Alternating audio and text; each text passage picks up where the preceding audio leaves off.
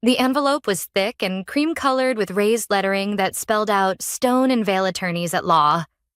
My name sat just below in black ink, Miss Delilah Harper, in a font too elegant to belong to anything casual.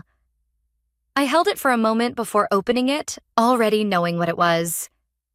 Not because anyone had told me, but because I'd felt something shift the morning Grandpa passed like the hinge on an old door finally giving way. At breakfast, my mother had said it with her usual clipped certainty. William's will is being read next week. It's formal, of course, but Charlotte is the primary beneficiary. You don't need to dress up for disappointment. I didn't respond. I'd learned a long time ago that arguing with her was like tossing words down a well. They never echoed back. The letter confirmed what she said. There would be a reading. Attendance was requested. I ran my finger over the date and time. One line stood out. You have been named among the interested parties.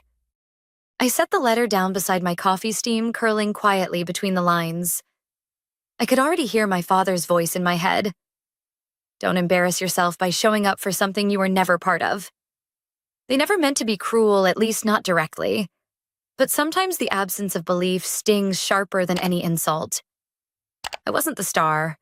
I wasn't Charlotte. I had never been. And yet I thought about Grandpa's porch, about the way he'd once placed an old book in my lap and said, "The ones who sit with you in silence, those are the ones who stay." It wasn't about inheritance. Not really.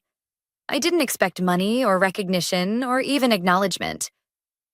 But still, I folded the letter, neatly placed it into my coat pocket, and circled the date on my calendar.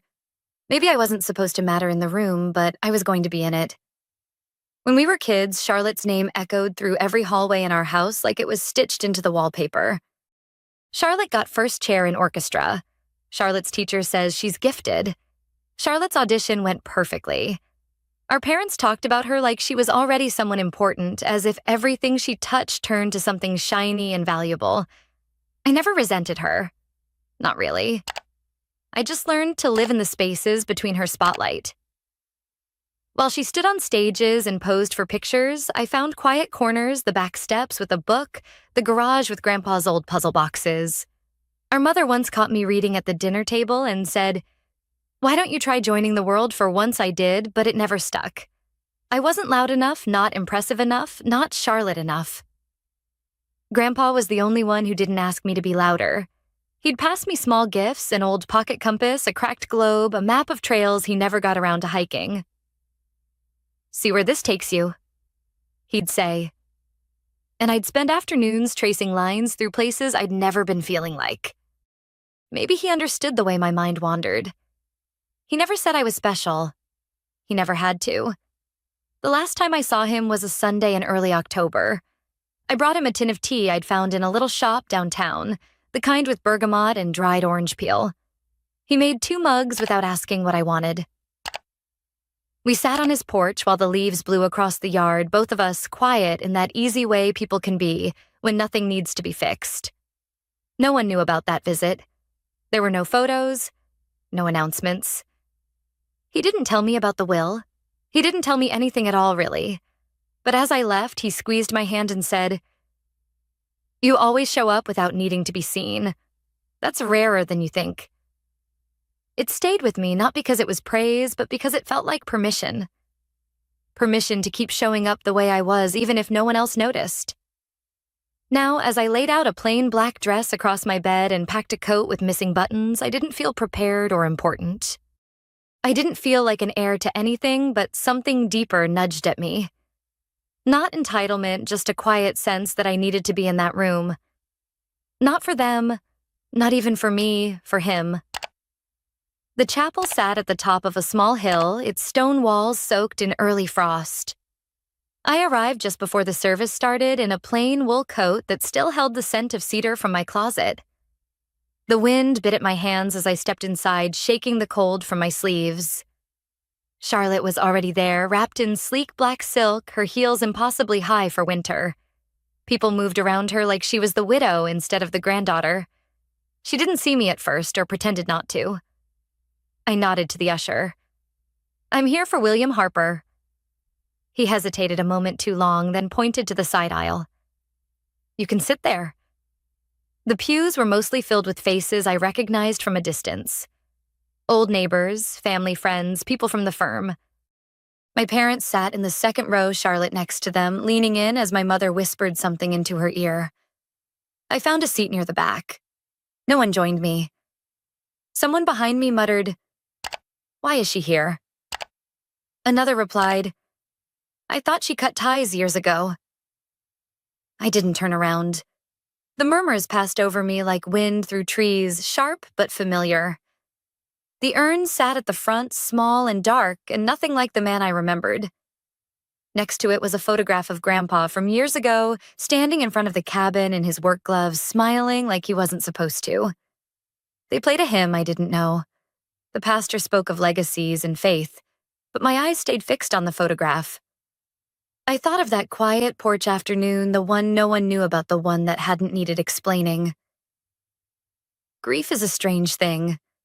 Charlotte walked in like she owned the place, her coat draped over her arm, a small clutch swinging from her wrist. "This is just formality," she said, loud enough for me to hear. Grandpa knew who deserved what. Our parents settled beside her. My mother had the same tight-lipped look she wore at weddings and court hearings, equal parts pride and performance. I didn't sit near them. I took the chair closest to the window, away from the cluster. Mr. Stone entered with a file tucked beneath his arm. He greeted the room with a quiet nod before taking his seat. "Thank you all for coming. I'll begin with the official reading of William Harper's will dated June 12th of last year." Charlotte crossed her legs and tilted her chin upward like she already knew what came next. To my granddaughter, Charlotte Harper, Mr. Stone read, "I leave the Vale Chalet, all furnishings therein, and the sum of $300,000 to be dispersed within 60 days of probate." Charlotte's smile widened, but not from surprise. She glanced at my parents, who each gave her the kind of small nod reserved for people fulfilling expectations. Mr. Stone paused to turn the page. There was a subtle shift in the air, almost imperceptible, like the room exhaled and held its breath all at once. Charlotte turned toward me slightly, her smirk still soft around the edges. My mother didn't look at me at all. No one said anything, but it was clear what they believed that was the end. My name wouldn't be called. I had been acknowledged by invitation only just enough to stay on the right side of legal courtesy. I folded my hands in my lap and waited. Mr. Stone cleared his throat again, and now he said to Delilah Harper. The words settled on the table like dust, soft but undeniable. My pulse jumped, but I didn't move. He adjusted his glasses and continued reading. And just like that, the air in the room began to change. Mr. Stone's voice was steady, almost too steady. To my granddaughter Delilah Harper, he said, "I leave controlling interest in Harper Development along with $53.5 million in personal and investment assets." The words didn't land right away. They hung in the air suspended, waiting for someone to claim them as real. The silence in the room stretched thin. Charlotte blinked once, then again, what she said like she hadn't heard correctly. My mother made a small, choking sound. My father sat back as if something heavy had just slammed into his chest. No one looked at me. Mr. Stone kept reading, unshaken. "This includes 62% ownership of all corporate entities' voting authority on the board of directors and full discretion regarding future leadership and asset allocation." Charlotte stood abruptly, her chair scraping against the wood. "There has to be some mistake." "There's no mistake," Mr. Stone said calmly. "Your grandfather made these updates in person, witnessed, and notarized. He was of entirely sound mind." My hands were still folded. I hadn't moved. My heart was thudding against my ribs like it was trying to outrun what I'd just heard. "He never said anything." Charlotte snapped. "He never even liked her. He barely mentioned her." Mr. Stone closed the file gently. He left a brief addendum for the family to hear. He looked down and read one final sentence, this time without legal cadence, only quiet intention. She was the only one who showed up without a camera. The room fell silent again, but this time the silence was heavier, pressed down with the weight of something none of them had expected: clarity. Charlotte looked stunned. No fury yet, just disbelief. My mother's mouth had dropped slightly open. Her expression caught somewhere between denial and insult. My father looked at me. Really looked at me for the first time in years. His gaze didn't soften, it just held. I wasn't thinking about the money, not the company, not even the power. I was thinking about Grandpa's porch and that old book and the way he never rushed my silence. I was thinking about the Sunday I never shared with anyone because I hadn't needed to. Charlotte finally spoke again. This isn't fair. I looked at her calm level. It wasn't meant to be. Mr. Stone stood gathering the documents. There is one more item William requested I share. A personal letter. It's addressed to you, Delilah. He handed me a sealed envelope, the handwriting instantly familiar. I slid it into my coat pocket, unsure if I was ready to open it, but I knew I would just not in front of them. I waited until I was alone. Not just away from the office, but back in the small motel room I'd checked into the night before where the heater rattled and the curtains didn't quite meet in the middle. I sat on the edge of the bed with the envelope in my lap, turning it over once, twice. His handwriting was steady. I traced the capital D in my name before finally breaking the seal. Inside were 3 folded pages. No date. No dear, just my name, followed by his words. Delilah, you never asked for anything, but you gave me something none of them could time without agenda. I watched you grow up in the quiet corners of a house too loud to hear you. They measured love in applause. You measured it in presence. That Sunday you came no speech, no performance. You just brought tea and sat with me. No one else knew, and you never told them. That told me everything. I paused, breath-catching. The air in the room felt thinner somehow, as if he were there again, just watching, not expecting anything back. I changed my will the next week, not out of spite. I love Charlotte too in my way. But she never stayed unless there was a lens pointed at her. She memorized every part of my legacy except the part that mattered the time it took to build it. You asked me once why I kept all those maps and journals. You didn't laugh when I said I liked knowing where things had been so I could better guess where they might be going. I smiled without meaning to. He had said that. I remember thinking how strange it was that someone so practical still believed in direction without guarantees. I don't care what you do with the company. Keep it, sell it, change its name. What I'm leaving you isn't concrete. It's trust. Trust that someone who shows up quietly without needing to be seen is exactly the kind of person who should be holding the light when everyone else forgets where the switch is. The last sentence was written more slowly, the loops wider, the lines slightly tilted.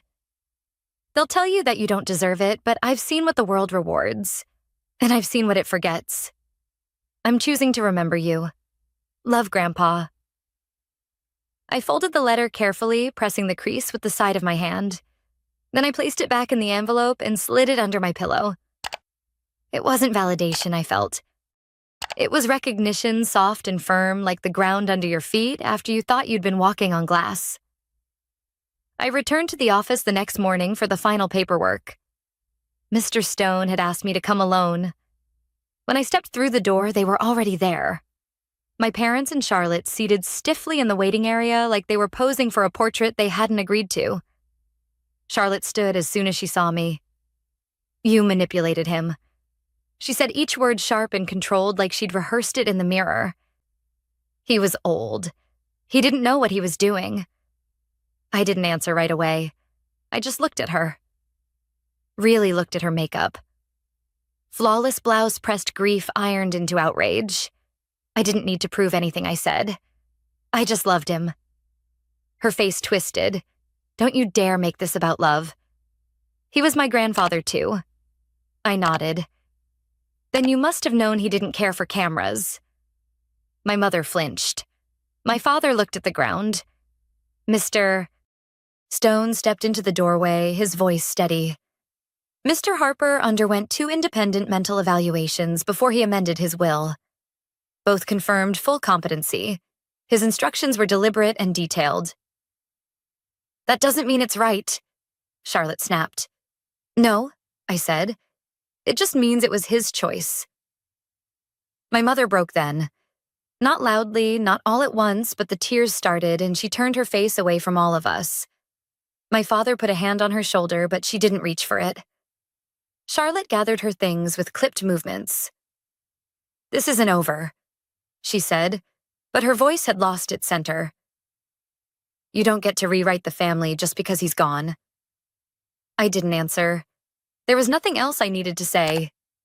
She walked out, heels echoing sharply down the hall. Mr. Stone gave me a soft nod, gesturing toward the office.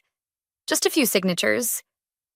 I followed him inside the envelope still tucked against my chest. I hadn't let go of it since last night.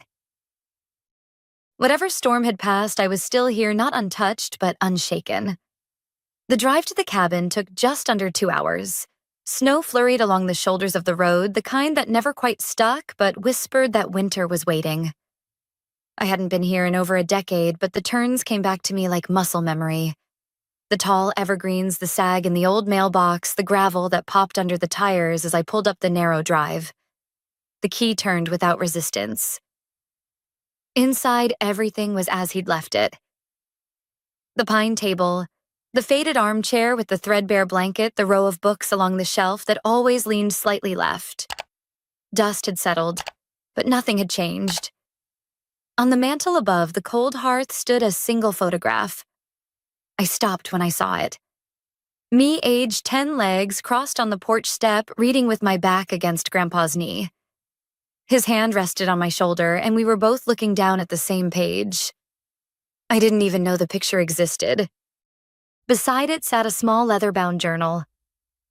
I picked it up carefully and flipped open the first page. His handwriting was slightly angled, deliberate.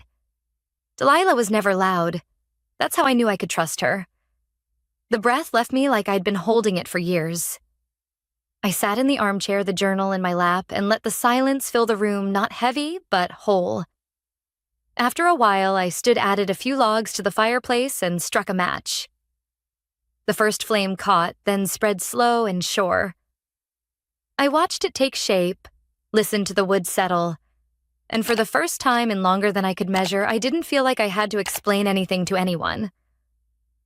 The room warmed, the edges softened.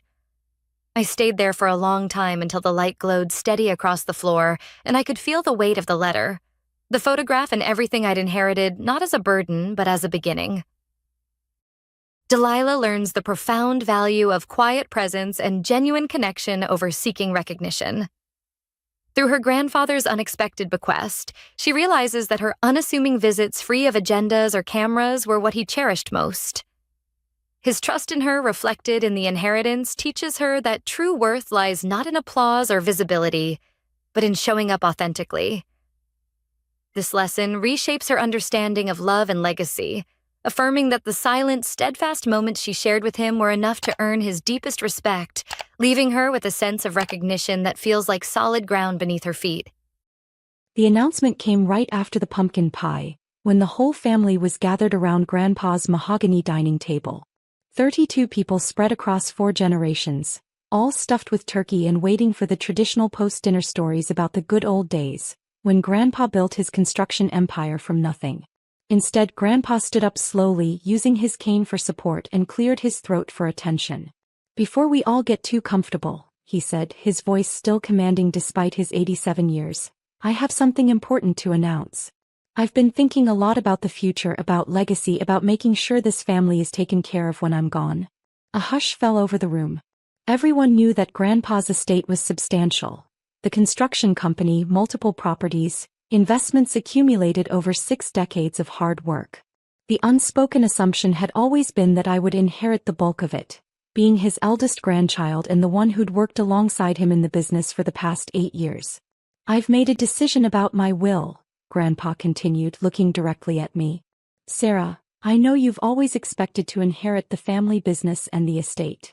I nodded, feeling suddenly nervous about where this was heading.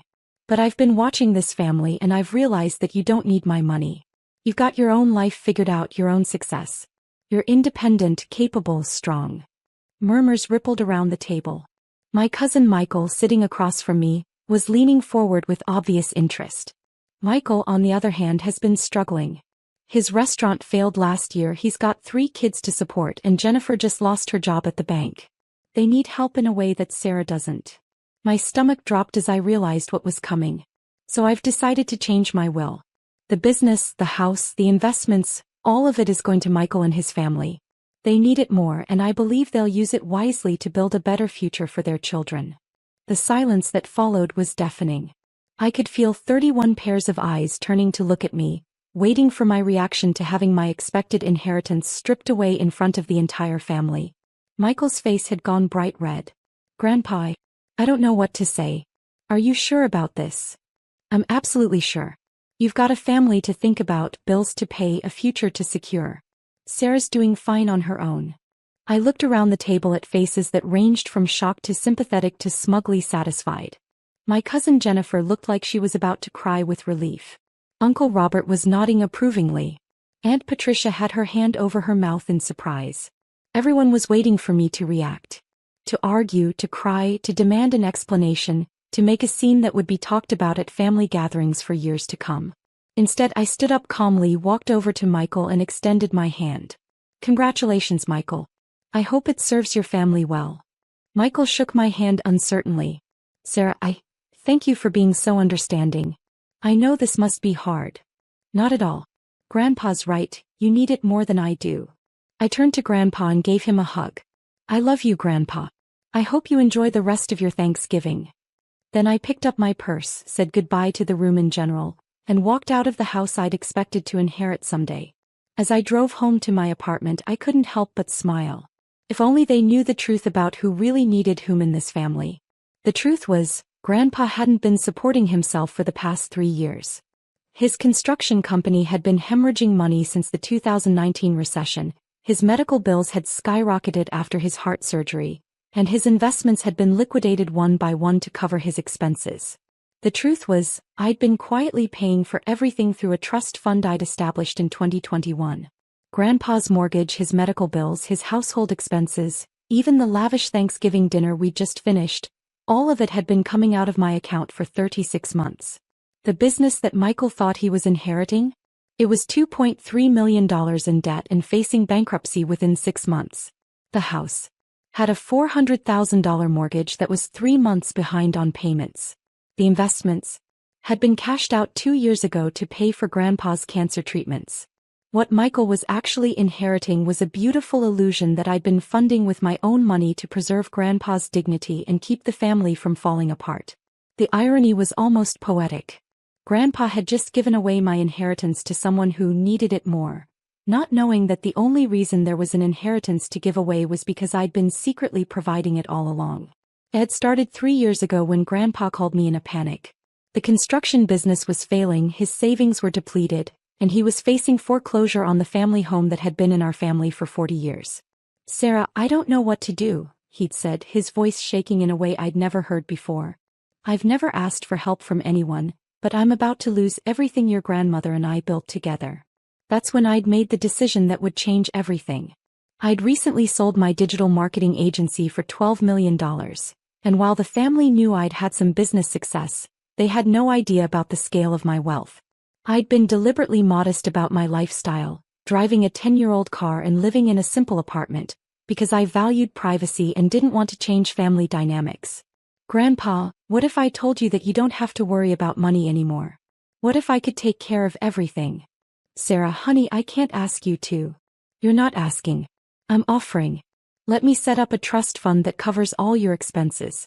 You keep your dignity, the family keeps their peace of mind, and you can focus on your health instead of worrying about bills."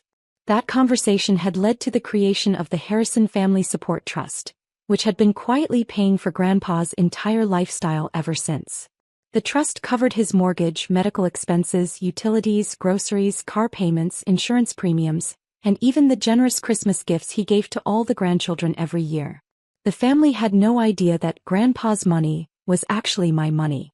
They still saw him as the successful patriarch who'd built a construction empire and was graciously sharing his wealth with his descendants.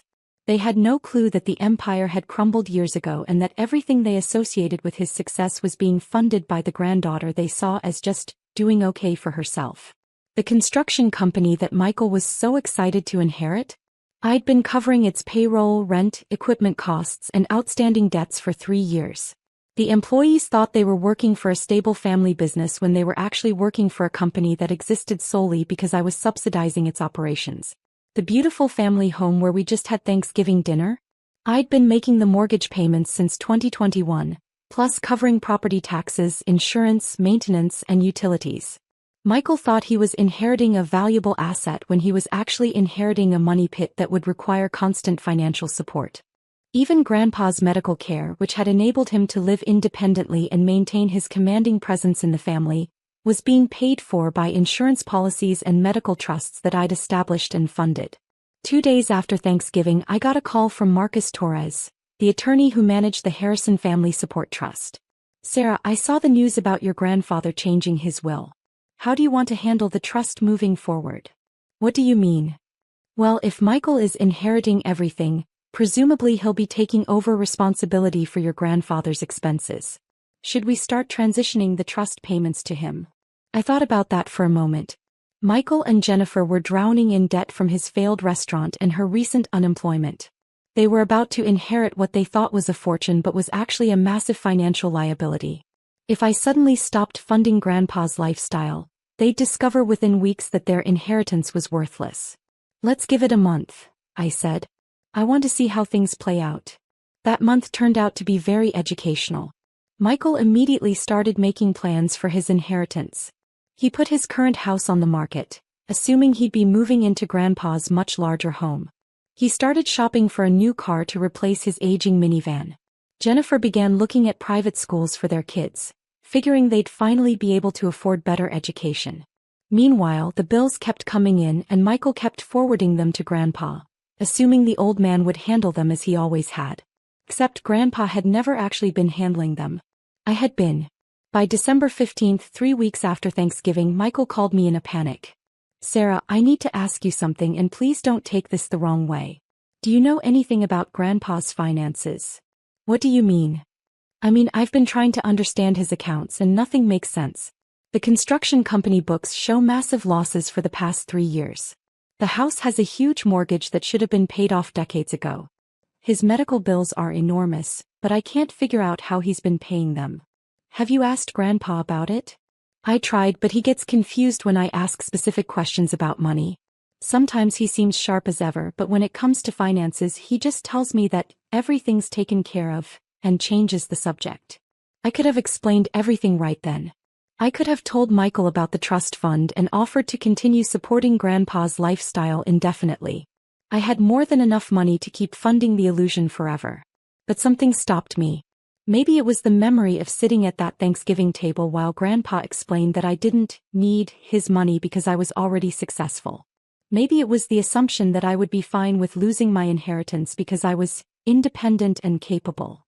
Or maybe it was the realization that the family had been perfectly happy to let me pay for everything as long as they didn't know about it, but would probably react very differently if they knew the truth. "Michael, I'm sure Grandpa has everything organized. He's been managing his finances for 60 years. But Sarah, the numbers don't add up. The construction company hasn't made a profit since 2019. The medical bills alone should have bankrupted him. How is he paying for that big house, the new car, the expensive medical treatments? I really don't know. Maybe he has investments you haven't found yet." I've been through everything with his accountant. There are no investments. There's barely any money at all. It's like someone else has been paying his bills, but that's impossible. 3 days later, the mortgage company called Michael directly. Grandpa's house payment was 60 days overdue, and they needed immediate payment to avoid foreclosure proceedings. That same day, the construction company's landlord called to say the business was 4 months behind on rent and would be evicted unless they received payment within 48 hours. Michael called me again, this time clearly panicked. "Sarah, I think Grandpa is in serious financial trouble. The house is about to be foreclosed on, the business is being evicted, and I can't figure out how any of this happened. He seems so stable, so secure." "That does sound concerning. Have you talked to the rest of the family?" "I tried, but nobody knows anything. Dad thinks Grandpa has been living off his construction company profits.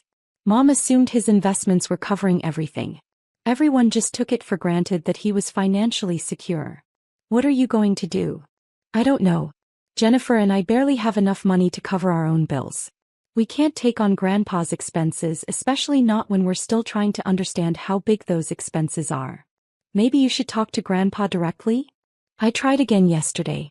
He just kept saying that someone would take care of it, that there was a plan in place, but he couldn't remember the details. I felt a pang of guilt about Grandpa's confusion. He wasn't lying or trying to hide anything. He genuinely didn't understand the financial arrangements because I deliberately kept them simple for him. All he knew was that his bills got paid somehow, and he'd been trusting that the somehow would continue indefinitely. On December 20th, exactly 4 weeks after Thanksgiving, I got a call from Grandpa himself. "Sarah, honey, I need to talk to you about something important." "Of course, Grandpa. What's on your mind?" "I'm confused about my money situation. Michael keeps asking me questions I can't answer, and I'm starting to worry that I made a mistake about something." "What kind of mistake?" "About changing my will. Michael seems to think he's inheriting a lot of money, but I'm not sure that's true anymore. I'm not even sure I have a lot of money to leave anyone." "Grandpa, are you okay? You sound worried." "I am worried. I keep getting calls about bills that need to be paid, but I can't remember how I usually pay them. There's something about a trust fund that takes care of things, but I can't remember who set it up or how it works." My heart broke a little listening to him struggle with the confusion I'd inadvertently created by trying to protect him. "Grandpa, would you like me to come over and help you sort through your paperwork? Would you? That would be such a relief. I hate feeling like I don't understand my own finances." That afternoon, I drove to Grandpa's house for the first time since Thanksgiving. When he opened the door, he looked older and more frail than I'd ever seen him. "Sarah, thank God you're here. I've been so worried about everything." We sat down in his study, surrounded by piles of bills, bank statements, and legal documents that Michael had obviously been going through. "Grandpa, I need to tell you something, and I hope you won't be upset with me." "What is it, honey?" 3 years ago, when you were having financial troubles, I set up a trust fund to help you. The Harrison Family Support Trust has been paying for your house, your medical bills, your business expenses, everything. He stared at me for a long moment. "You've been paying for everything?" "Yes. Your construction company has been losing money for years, but I've been covering the losses so you could keep it running. Your house payments, your medical treatments, even your car, it's all been coming from the trust fund I established. But that must cost about $40,000 a month. It's been $1.4 million over the past 3 years. Grandpa's eyes filled with tears. "Sarah, why didn't you tell me?" "Because I knew you'd be embarrassed. I knew you'd try to refuse help. I wanted you to maintain your dignity and your independence. But the family thinks I'm wealthy. They think I'm leaving Michael a fortune." "I know. And technically, you are leaving him everything you own. It's just that what you own isn't what anyone thinks it is." "What do you mean?" I pulled out the trust documents and explained the situation. The construction company that Michael was inheriting had $2.3 million in debts and no assets. The house had a $400,000 mortgage. The car had an outstanding loan balance. Even the furniture and household goods were being paid for through financing agreements. So Michael is actually inheriting debt, not wealth? Unless someone continues funding the trust, yes. Everything will collapse within a few months. Grandpa leaned back in his chair, looking devastated. "I've made a terrible mistake. I gave away your inheritance and gave Michael a bunch of debt he can't handle." "Grandpa, it's okay. I never needed your money. I was just happy to help you keep your independence." "But it's not okay. I made assumptions about your situation without knowing the facts. I thought you were just getting by while Michael was struggling, when the truth was the opposite. The truth is more complicated than that. Michael is struggling financially, but he's also struggling because he made some poor business decisions. I've been successful, but I've also been deliberately modest about that success."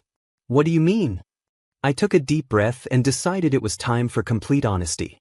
"Grandpa, when I sold my digital marketing agency 3 years ago, I made $12 million. I've since invested that money and built a portfolio worth about $30 million. I don't need your inheritance because I have more money than I could spend in several lifetimes." He stared at me in shock. $30 million? Yes. I've been living modestly because I value privacy and I didn't want money to change how the family treated me. But the result is that everyone underestimated my financial situation. Including me. Especially you. And that's okay because it allowed me to help you without making you feel like charity. We talked for 2 more hours, going through every aspect of his financial situation and discussing options for the future. By the end of the conversation, we developed a plan that would preserve his dignity while being honest with the family about the reality of the situation. The next day, Grandpa called a family meeting for December 23rd, 2 days before Christmas. He asked everyone to come to his house for what he described as important news about the family's future. When everyone gathered in the living room, Grandpa stood up with more confidence than he'd shown in weeks. I need to tell you all something important about my will and about the family finances. 3 weeks ago, I announced that I was leaving everything to Michael because he needed it more than Sarah. Michael nodded uncomfortably. Grandpa, we've been talking about that. Let me finish. I made that decision based on assumptions that were completely wrong. I assumed that Sarah was just getting by financially while Michael was struggling. The truth is much more complicated. He gestured for me to join him at the front of the room. Sarah, would you please explain to the family what you've been doing for the past 3 years? I looked around at the familiar faces, some confused, some worried, some clearly dreading whatever revelation was coming. 3 years ago, Grandpa's construction business was failing and he was facing financial ruin. I established a trust fund called the Harrison Family Support Trust that has been paying for all of his expenses since 2021. Uncle Robert leaned forward. What kind of expenses? All of them. His mortgage, medical bills, business expenses, utilities, car payments, insurance, household expenses. Everything you associate with Grandpa's comfortable lifestyle has been funded by the trust. The room was completely silent. How much money are we talking about? Aunt Patricia asked. About $40,000 per month. $1.4 million over the past 3 years. Michael's face had gone white.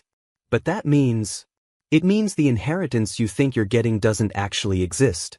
The construction company is $2.3 million in debt. The house has a $400,000 mortgage. Without the trust fund, everything will collapse within months. Jennifer started crying. So we're not inheriting anything? You're inheriting exactly what Grandpa owns, which is a collection of assets and debts that net out to essentially nothing. Uncle Robert stood up angrily. This is ridiculous. Sarah, are you telling us that you've been manipulating the family finances for 3 years? I'm telling you that I've been preventing Grandpa from losing his home and his business while maintaining his dignity and independence. But you let us all believe he was wealthy. I let you believe what you wanted to believe. Nobody ever asked me about Grandpa's finances. You all just assumed he was fine because that's what you wanted to assume. Mom finally spoke up. Sarah, honey, why didn't you tell us what you were doing? Because I knew what would happen. You'd either try to stop me or you'd start treating Grandpa like a charity case. I wanted him to maintain his role as the family patriarch. But now Michael thinks he's inheriting a fortune that doesn't exist, Jennifer said. Actually, Grandpa interjected, I'm changing my will again. Since Sarah has been supporting me for 3 years, it makes sense for her to inherit everything, including the responsibility for the trust fund. Wait, Michael said, I don't want to inherit debt. If Sarah wants to take back the inheritance, that's fine with me. I smiled. Actually, I have a different proposal. I pulled out a folder I'd prepared with Marcus's help. I'm offering to forgive all of the construction company's debts, pay off the mortgage on this house, and establish individual trust funds for all of Grandpa's grandchildren, including Michael's kids. The room erupted in surprised murmurs. The total cost would be about $8 million, which I can easily afford. In exchange, the construction company would be restructured as a family business owned equally by all the grandchildren, with professional management to ensure it's profitable going forward. You're offering to give us $8 million? Michael asked incredulously. I'm offering to clean up the family's financial situation and establish a sustainable foundation for the future. But there are conditions. What conditions? Uncle Robert asked suspiciously. First, Complete financial transparency going forward. No more secrets, no more assumptions, no more letting pride prevent honest conversations about money. Everyone nodded. Second, the construction company operates as a real business with professional oversight. No more family members getting paid for jobs they're not actually doing. A few people looked uncomfortable, but they nodded. And third, we establish a family foundation for charitable giving. Part of being wealthy is being responsible with that wealth. Sarah, Grandpa said, his eyes shining with pride, that's the most generous offer I've ever heard. It's not generosity, Grandpa. It's family.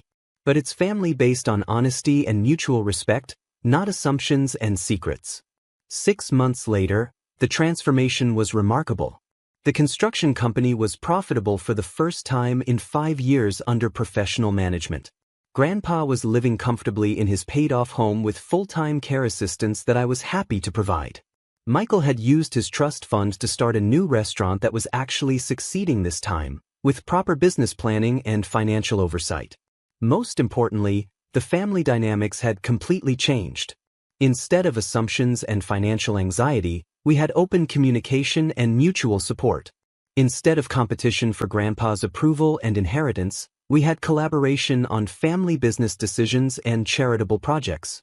The Harrison Family Foundation had awarded its first grants to local charities, and everyone felt proud to be part of something larger than themselves. At Christmas dinner, Grandpa made a toast that summed up everything perfectly. This year, I learned that the most valuable inheritance you can leave your family isn't money, it's the knowledge that they can trust each other, support each other, and be honest with each other no matter what. He looked directly at me. Sarah, you gave me the greatest gift possible. You let me keep my dignity while taking care of my needs. But more than that, you showed this entire family what it means to love someone without expecting anything in return. Sometimes the best way to handle losing your inheritance is to realize that the most valuable things in life, love, respect, family unity, can't actually be inherited. They have to be earned, nurtured, and freely given. And sometimes, if you're very fortunate, the process of almost losing those things helps everyone involved understand how precious they really are. The smell of Mom's famous honey-glazed ham filled the dining room, but it couldn't mask the tension that had been building all evening. I sat at the far end of the table, quietly cutting my turkey while my extended family exchanged those familiar looks. The ones that said, "What are we going to do about Marcus?" My brother David cleared his throat dramatically, commanding attention like he always did. At 32 he was the golden child who'd followed the family blueprint perfectly. Harvard MBA, corporate law career, suburban mansion, and a wife who organized charity galas for tax write-offs. Everything our parents had dreamed of. "So Marcus," David began, his voice carrying that condescending tone I'd grown to expect. "Still living in Mom's basement, I see." The conversation around the table quieted. Uncle Robert paused mid-bite of his mashed potatoes. Cousin Jennifer looked up from her phone. Even little Tommy stopped playing with his food.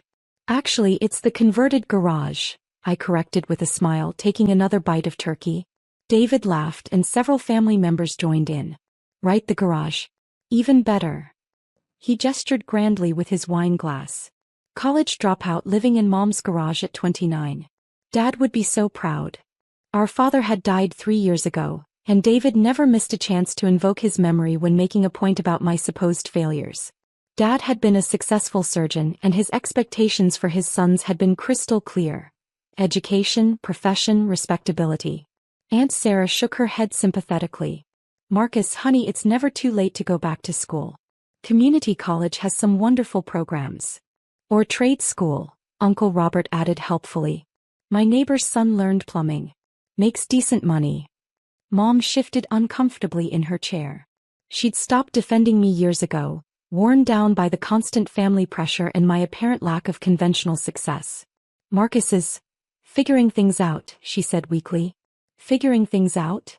David scoffed. "Mom, he's been figuring things out for 7 years. At some point we have to call it what it is, failure." My cousin Jennifer nodded sagely. "I mean, what does he even do all day? Play video games." "I work on my projects," I said calmly, cutting another piece of turkey. "Projects," David repeated, making air quotes. "Right, your mysterious projects, that no one's allowed to ask about. Very convenient. The truth was, I did work on projects. Lots of them. But explaining biotechnology research and medical device development to a room full of people who'd already written me off as a failure seemed pointless. They saw the surface. The old clothes, the modest lifestyle, the lack of traditional markers of success. And they'd made their judgment.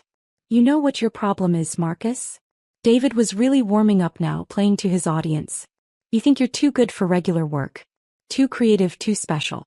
Well, newsflash. The world doesn't owe you anything just because you had some big dreams. That's enough, Mom said quietly, but David was on a roll. No, Mom, someone needs to say it. We're all tiptoeing around the elephant in the room. Marcus is a 30-year-old man living like a college freshman. It's embarrassing. Uncle Robert nodded gravely. David's got a point. At some point you have to grow up and face reality. Maybe if he'd finished his degree. Aunt Sarah trailed off with a sigh. I dropped out of Stanford during my senior year to pursue a research opportunity that my professors had said was impossible. They were wrong, but by the time I proved it, I'd already been labeled a dropout. The label had stuck despite everything I'd accomplished since. I'm just worried about your future, Aunt Sarah continued. What happens when your mother? Well, when she's no longer around to support you. Sarah. Mom protested. It's a valid concern, Uncle Robert said. The boy needs to learn independence. I looked around the table at these people I'd known my entire life, these people who claimed to love me and felt nothing but pity. They were so convinced they understood my life, so certain they knew what success looked like. You're all very concerned about my future, I said, setting down my fork. I appreciate that. Finally, David muttered. Some acknowledgement of reality. Tell you what, I continued, let's make a deal. If I can prove that I'm not the failure you all think I am, will you promise to stop treating me like your charity case? David laughed out loud. Prove it how? By showing us your impressive collection of rejection letters. By showing you that I'm not living in Mom's garage because I have to. Oh, this should be good, Jennifer said, not looking up from her phone. Marcus, Mom said gently, maybe we should just. No, Mom. They want to know what I do all day. They want to see my mysterious projects. Fine. I pulled out my phone and opened the camera app, then stood up and walked to the living room where Mom kept her important documents in an old wooden cabinet. From behind a stack of insurance papers, I retrieved a thick manila folder. What's that? David asked, his tone skeptical but curious. Paperwork, I said, returning to the table. Boring legal stuff. I spread several documents across the table, careful to cover the letterheads with my hands at first. These are incorporation papers for a little company I started a few years ago. Nothing fancy. A company? Aunt Sarah perked up. What kind of company? Biotechnology research. Medical devices, specifically. I moved my hand to reveal the first logo. Maybe you've heard of it, Prometheus Biomedical. The reaction was immediate. Uncle Robert's eyes widened. Jennifer actually looked up from her phone. David leaned forward, squinting at the documents. Wait, David said slowly. Prometheus Biomedical. That's the company that developed those new heart monitors. The ones they use at Mercy General. Among other things, I said casually, moving my hand to reveal more paperwork. We've got about 15 patents in the medical device space. This particular document is the FDA approval for our cardiac monitoring system. But that technology is worth. Uncle Robert stammered. About $47 million in annual revenue, according to our last quarterly report. The silence stretched for a full 10 seconds. I could hear the grandfather clock ticking in the hallway. You're CEO of Prometheus Biomedical? Jennifer asked in disbelief. Founder and so, I corrected. Started it in Mom's garage actually.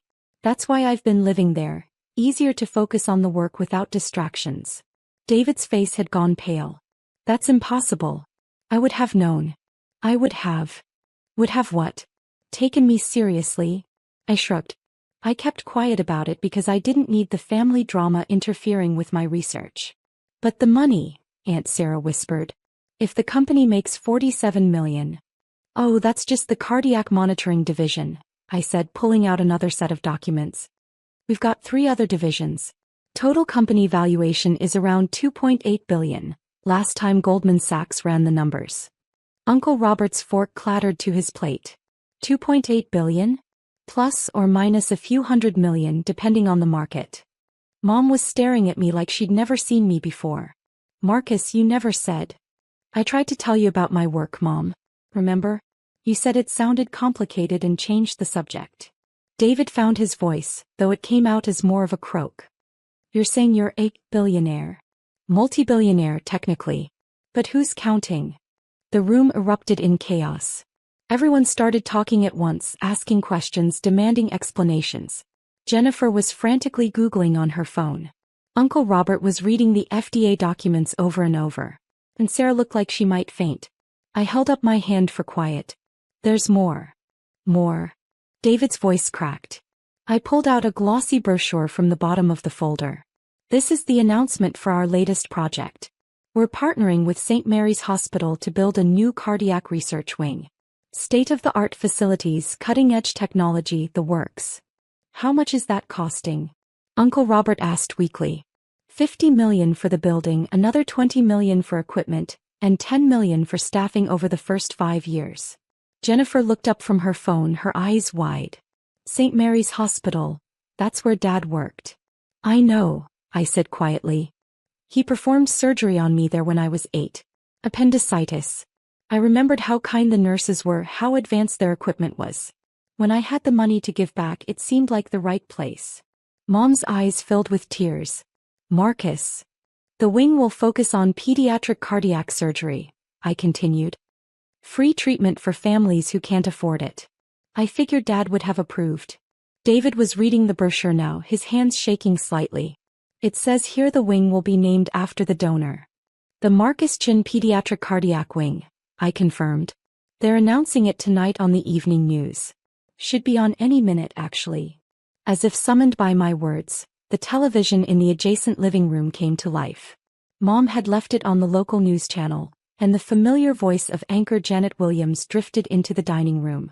In local news tonight, St. Mary's Hospital announced the largest single donation in its history.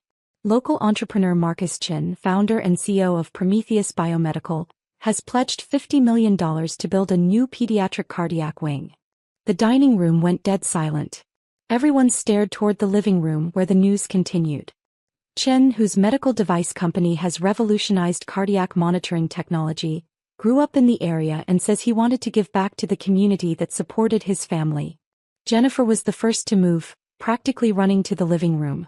The rest of the family followed, leaving their Christmas dinner forgotten on the table. On the screen, my headshot appeared next to the hospital architectural rendering.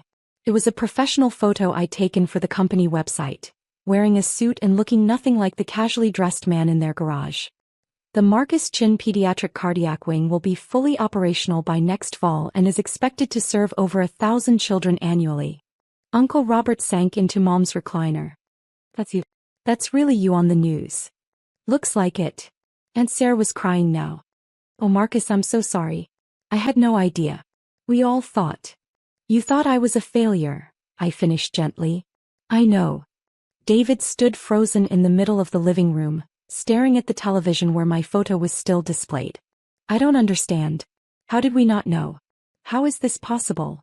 It's possible because you never asked, I said. You saw what you wanted to see. The dropout, the basement dweller, the family disappointment.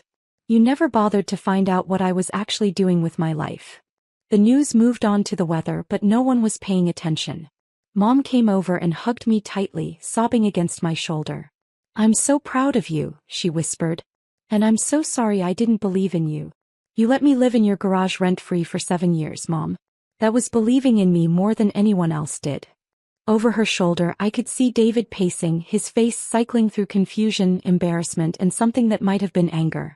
This doesn't make sense, he said finally. You dress like, you drive that old Honda. You eat ramen noodles.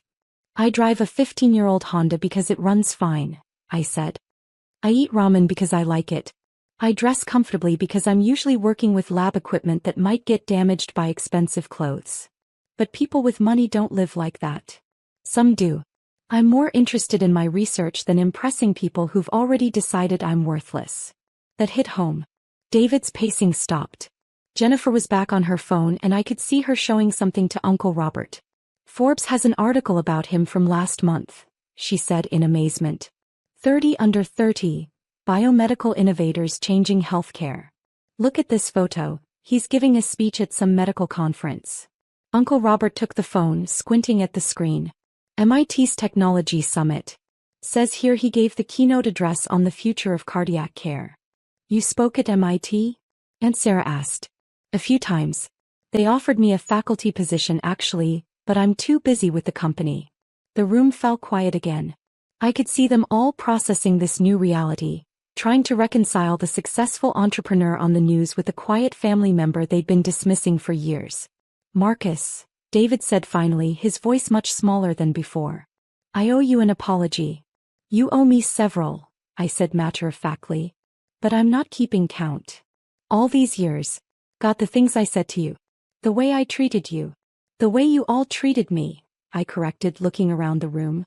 Every family gathering, every conversation, every interaction was about my supposed failures and your disappointment. Aunt Sarah wiped her eyes. We thought we were helping. We thought we were motivating you. By telling me I was an embarrassment? By suggesting I needed to grow up and face reality?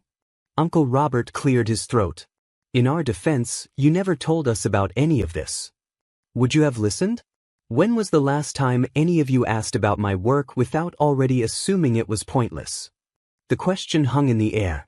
I knew the answer and so did they. You're right, Mom said quietly. We made assumptions. We saw what we expected to see. I tried to tell you, Mom. Remember 3 years ago when I said I was working on heart monitors? You said it sounded boring and asked if I'd considered real estate instead.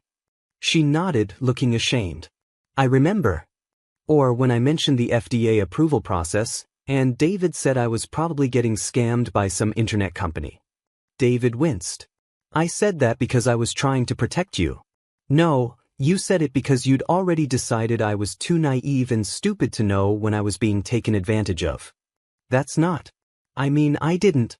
David, you introduced me to your colleagues as my brother who never quite figured out what he wanted to be when he grew up.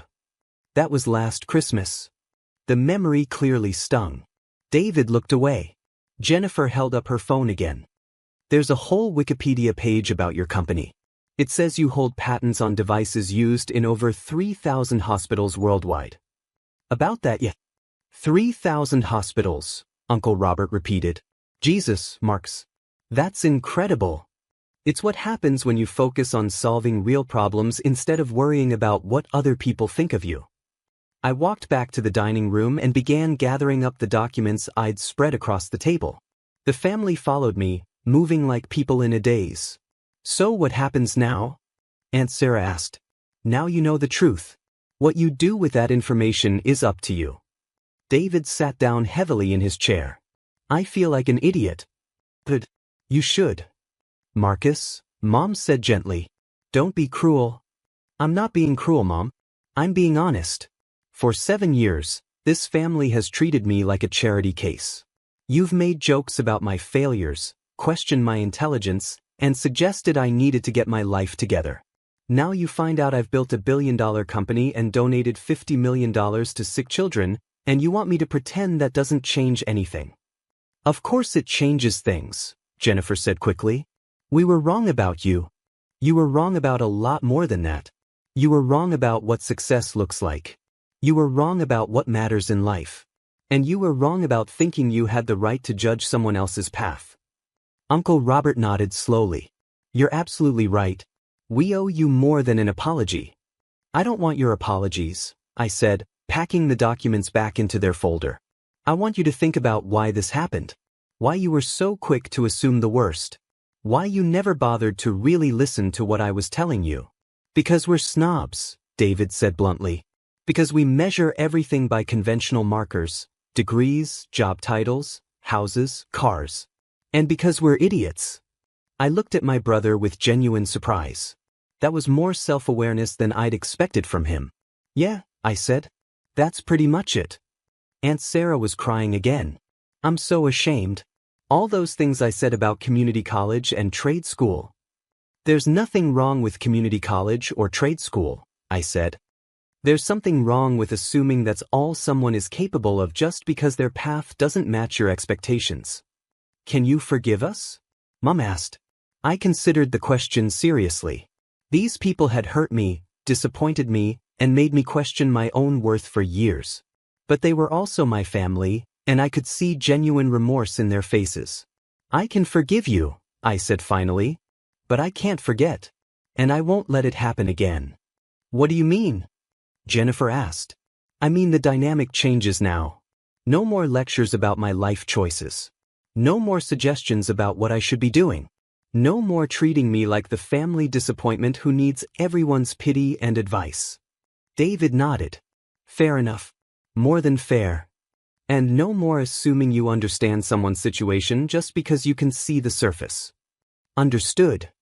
I looked around the table at their faces, ashamed, embarrassed, but also relieved. The truth was finally out, and we could all stop pretending. There's one more thing, I said, pulling out my phone. More? Uncle Robert asked weakly. I scrolled through my contacts and hit dial, then put the phone on speaker. Prometheus Biomedical, Dr. Martinez speaking. Hey, Elena, it's Marcus. Sorry to call on Christmas. No problem, boss. What's up? I smiled at my family's expressions when they heard me called boss. I'm with my family right now, and I was wondering if you could explain what we talked about this morning. The Children's Hospital project. Oh, the expansion. Absolutely. We finalized the details for the pediatric wing, but Marcus also approved funding for the new Children's Cancer Research Center. Another $60 million, bringing the total commitment to $110 million over 5 years. The silence in the dining room was deafening. And the international expansion? I prompted. Right. We're breaking ground on the new facility in Guatemala next month. Free cardiac surgery for children throughout Central America. That's another $40 million commitment. Anything else? Just the scholarship fund. $5 million annually for medical students from underserved communities. Oh, and the nursing school we're building in Detroit. That's $15 million. I thanked Elena and hung up. My family stared at me in complete silence. $170 million, David whispered. This year, I confirmed. Next year will probably be more. Mom shook her head in amazement. Marcus, it's incredible. But why didn't you tell us? All this time, we could have been proud of you instead of worried about you. Because I didn't need you to be proud of me, Mom. I needed you to trust me. There's a difference. I stood up and headed toward the kitchen with my empty plate. Dinner was delicious, by the way. The ham was perfect. Where are you going? Jennifer asked. Back to the garage. I've got some research to finish tonight. But we have so much to talk about, Aunt Sarah protested. Do we? What's changed besides your perception of my net worth? The question stopped them cold. Everything, David said quietly. Everything has changed. Has it? Or have you just realized that your little brother isn't actually the failure you thought he was? I paused in the kitchen doorway and turned back to face them. Here's what I hope you learn from this. Success isn't about impressing other people. It's not about having the right job title or living in the right neighborhood or driving the right car. It's about finding something meaningful to do with your life and doing it well. But why live so modestly? Uncle Robert asked. With your money, you could have anything. I have everything I need. A place to work, a family that, despite everything, I love, and the resources to help people who actually need help. What else would I want? A normal life? Jennifer suggested. This is my normal life. Just because it doesn't look like your normal life doesn't make it wrong. I headed back toward the garage, leaving them to process everything that had happened. Marcus, David called after me. I stopped but didn't turn around. I'm proud of you, he said. I should have said that years ago, but I'm saying it now. I'm proud to be your brother. I did turn around then. David was standing in the kitchen doorway, and for the first time in years, he looked genuinely humble. Thank you, I said. That means a lot. Are we okay? I considered the question. We're getting there. Back in the garage, I settled in at my workbench where I'd been developing a new type of blood glucose monitor before dinner. The space was warm and cluttered, filled with equipment that probably cost more than most people's houses but looked like a teenager's electronics hobby to the untrained eye. My phone buzzed with text messages. David, I'm sorry for everything. Jennifer, can we talk soon? Aunt Sarah, I love you and I'm proud of you. I smiled and turned the phone face down. Tomorrow we'd start rebuilding our relationships on a foundation of truth instead of assumptions. Tonight I had work to do. Through the garage window, I could see the light in the dining room where my family was probably still sitting around the table, trying to make sense of what they'd learned. In a few hours, the story would be all over social media. Jennifer would post something, Uncle Robert would tell his neighbors, and by tomorrow morning, everyone would know that the family dropout was actually a billionaire philanthropist. None of that mattered to me. What mattered was the prototype on my workbench, a device that could save the lives of diabetic children around the world. What mattered was the research, the patents, the FDA approvals, and the kids who would benefit from the technology. The money was just a tool. The recognition was just noise. But the work was everything. I picked up my soldering iron and got back to what really mattered.